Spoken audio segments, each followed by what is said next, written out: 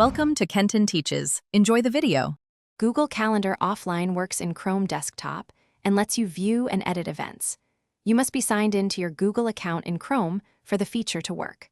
Offline stores about 30 days of calendar data locally for viewing and editing, and those changes queue for sync. The feature is not available in mobile apps and requires the Chrome browser on desktop. This offline mode keeps events editable and visible when you lose network access. Sync completes automatically when internet returns and Chrome reconnects. Open Calendar. Google, com in Chrome and go to Settings to find Offline. Scroll to Offline and toggle the setting to turn offline access on in Chrome.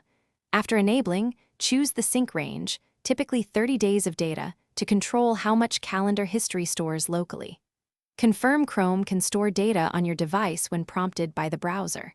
Do not use guest or incognito profiles because local storage will not persist there. Close and reopen Calendar to ensure the offline packets download, but create, edit, and delete events offline. Changes queue and sync when online automatically. When you are offline, newly created events show a pending icon until sync completes on reconnection. Attachments and external links might not load until you reconnect to the internet and allow downloads. If syncing stalls, reload Chrome or sign out and sign back in to trigger sync.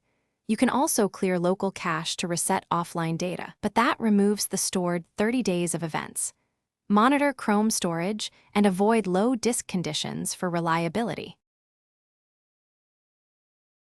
Thanks for watching. Please subscribe if this video was helpful.